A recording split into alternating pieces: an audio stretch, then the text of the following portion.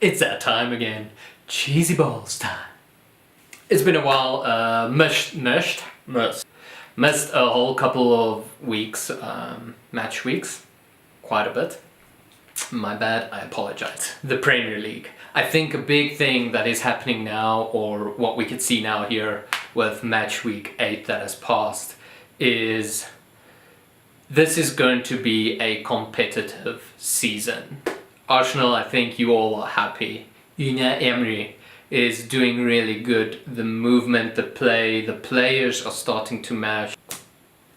Cohesive play. Yeah, they have this chemistry that's happening, and that is very, very good. Lacazette and Pierre-Emerick Aubameyang is, I feel like you have to say his name fast because he is fast. That they are starting to have this good relationship, this play, and I think it is good. The top 3 has 20 points. City, Chelsea and Liverpool all sitting neat and tidy with 20 points. As I said, I think this is going to be a very competitive season. There's still a long way to go. It's not anymore a landslide, which I think as a whole is really good. Manchester United had an amazing comeback this past weekend after losing 2 matches before that. And just the whole drama that is happening between, well, I feel like most of the players actually, and Jose, and it's sad for me because according to me, who is just me, Jose Mourinho is one of the best managers, if not the best.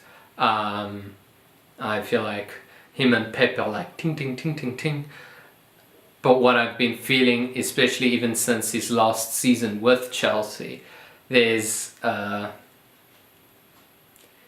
relationship with the players that I feel like is sometimes... I feel like if you match with him, you match, and if you don't, you don't. I feel like there's very little middle ground. It's either or. And if the other members on staff is in disagreement, I think that's why it struggles to buy maybe some players, and I just think it's not skill, it's not anything. I think there's a lot of friction and a lot of pressure on him, especially when you go from Chelsea to United and not having the best thing in Chelsea and thinking, but now United. And I think with all these rumors happening with Zidane, maybe joining or taking over, and I think it's just all of that's happening is causing a lot of stress, and I think the players feed off of that.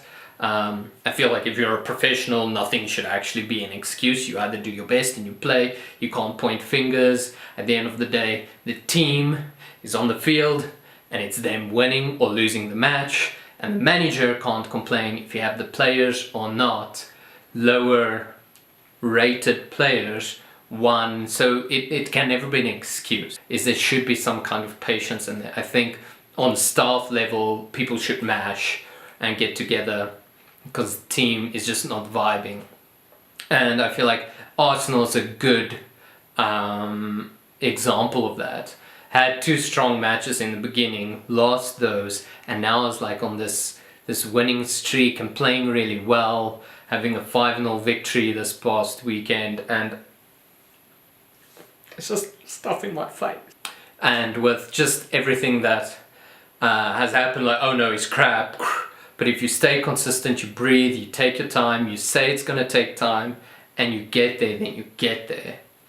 And I think that's the same that happened and is happening with Klopp. When he signed, he said, I believe, don't take this as a quote, I believe he said something like 3 years, give me 3 years, and look what he has already done with Liverpool. And now the opposite is happening. Liverpool ends very strong, comes in with a big bang, and now just because it's a little bit slowing down and it's not victory after like the undefeatables, now already they're like, yeah, what's that Salah doing? And it's just this attitude if your team has a human moment. And the fans and just the staff and everybody needs to breathe and relax and take it. The same, I think, is also happening with City in just a different way. But yeah, destroyed, and now look at them. Maybe they're gonna prove themselves, and seeing that they had a struggle in Champions League. As I say, Champions League episode's coming a little bit later. But I'm seeing how City plays as a whole, and especially playing without De Bruyne, which I think is a pivotal part of their play. And sometimes it feels like their scores would have been a goal or two higher if they just had a De Bruyne to give like an assist or whatever. And moment of silence for Riyad Mahrez's penalty. I don't know why he took the penalty. Nothing against him. I feel like if you're a good soccer player, you're on the professional league and you're there, then you better strike in or on target. So I feel like everyone could finish it. But even Messi, who according to me is the world's best player ever, misses. I think there's a lot of pressure and everything. I was, when I saw him step up, very surprised that he's taking it. I thought someone like Silva would even take it. I know Jesus stood there, but I thought maybe like a more senior player, more experienced player should maybe take just that mantle. It is against Liverpool, it is the big one. He missed. But I don't think that should never be like held against him or against. He's a brilliant player. I think is gonna just shine in City. Yeah, and I think he had a lot of pressure. He wanted to show himself, young youth, and it's happening. And then just as humanity is, we make a mistake. So good for you, Mahrez, for taking it on. And sorry that you missed. Just don't give up. To my underdog team that I really like to support, and that is Wolves. I believe firmly that they will stay in the league for years to come. I see them as a top 10 team, and I really hope they do good. I just hope they keep their players and they can grow and actually get more players. And it's really just something I'm very fond of, seeing how they are playing and how they are growing, coming from the previous division. So go Wolves. So the table is kind of taking shape, seeing that 3 is battling it out. I didn't expect Chelsea to be there as soon. I would think that next season they would be really competitive and taking it on, especially after what Sarri said, don't check this season, they're going to struggle.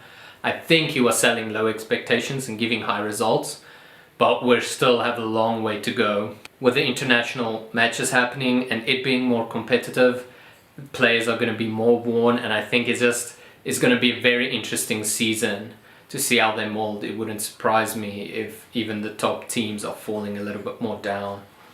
There's a lot of space for United to come up. So I think it's just going to be a very intriguing season, as actually every season is, and it's going to be a good battle. I'm proud of Chelsea doing how they're doing. I've got low expectations. They're doing really well. Hazard is playing exceptionally well, being top scorer so far, and it means nothing right now. It's so early in the season and everything, but it's just good to see these relationships building and the players being really, playing really well. But yeah, so I think a lot of things are happening and shaping, and January coming up and buying season again, and if things are going to happen and mold, I think there's a lot that is happening. But that's me. That's match week 8 and the stuff, some of the stuff missed. We'll see you soon again. Enjoy the international break. Enjoy watching matches. Enjoy the game. Enjoy your life. Peace and love.